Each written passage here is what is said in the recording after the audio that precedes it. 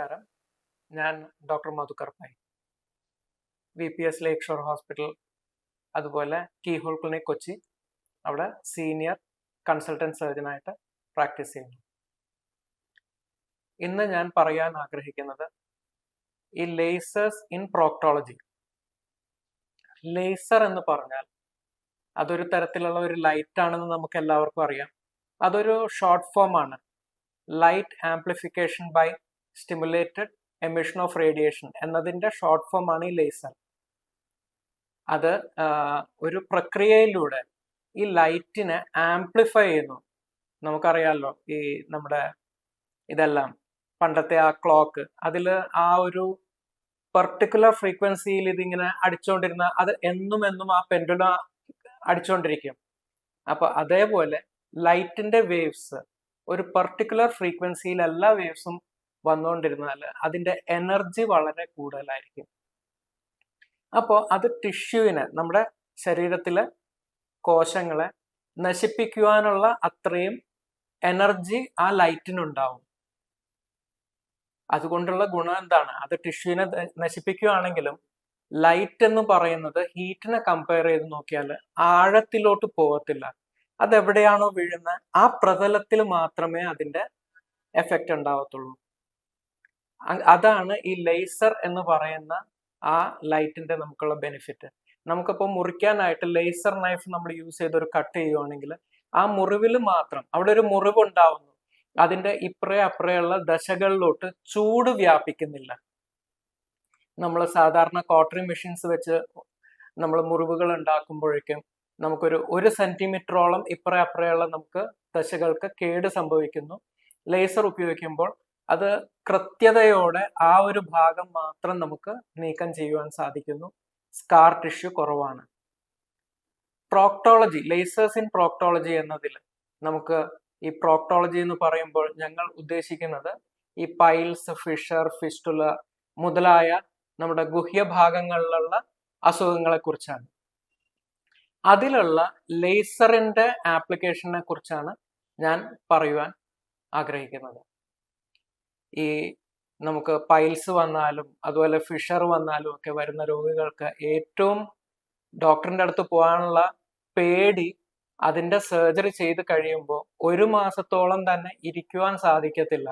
കാരണം ശക്തിയായിട്ടുള്ള വേദന ഉണ്ടാകുന്നു, മുറിവുകളിലുള്ള വേദന, അതുപോലെ ബ്ലീഡിങ്, പഴുപ്പുണ്ടാക്കുക, അറിയാതെ മോഷൻ പോവുക മുതലായ ബുദ്ധിമുട്ടുകളാണ് ഒരു ഡോക്ടറിന്റെ അടുത്ത് പോകുന്നതിൽ നിന്ന് നമ്മുടെ രോഗികളെ പിന്നിലോട്ട് വലിക്കുന്നത്.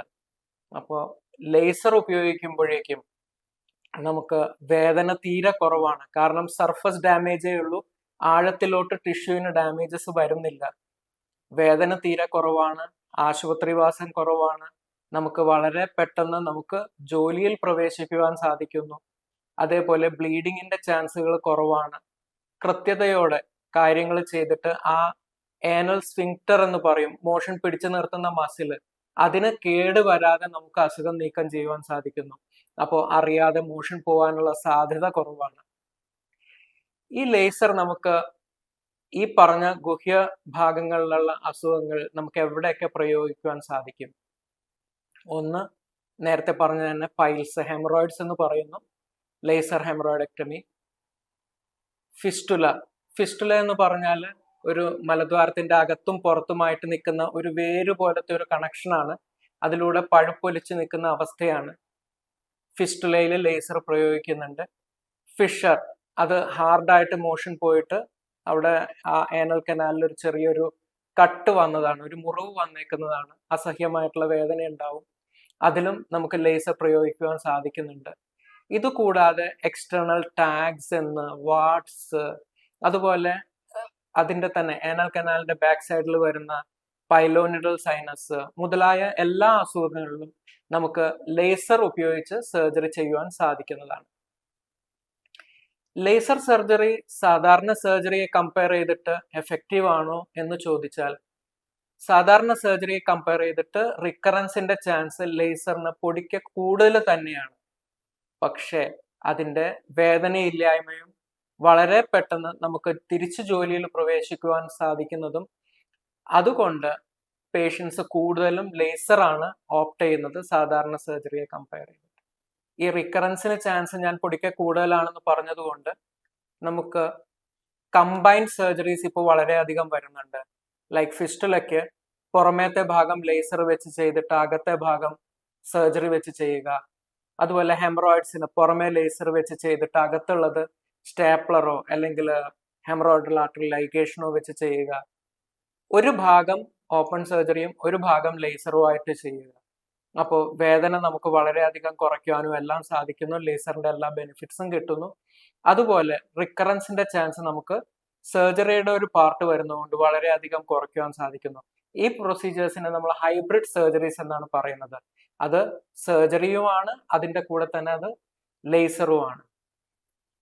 ഈ ഹൈബ്രിഡ് സർജറീസ് ആണ് ലേസറിന്റെ കാര്യത്തിൽ ഏറ്റവും അഭികാമ്യമായിട്ടുള്ള ശസ്ത്രക്രിയകൾ.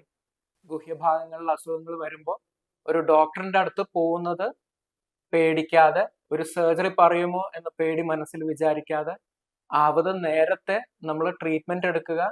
അപ്പോൾ അത് നമുക്ക് വളരെ ലാഘവത്തോടെ മാറ്റുവാൻ സാധിക്കുന്നു. വളരെ പെട്ടെന്ന് ജോലിയിൽ പ്രവേശിക്കുവാനും വളരെ കുറഞ്ഞ വേദനയിൽ കുറഞ്ഞ ചെലവുകൾ നമുക്കത് നടത്തുവാനും സാധിക്കുന്നു. ഇതിൽ കൂടുതൽ സംശയങ്ങൾ ഉണ്ടെങ്കിൽ താഴെ കമന്റ് ബോക്സിൽ രേഖപ്പെടുത്തുക, അല്ലെങ്കിൽ താഴെ തരുന്ന നമ്പറിൽ ബന്ധപ്പെടുക. Thank you.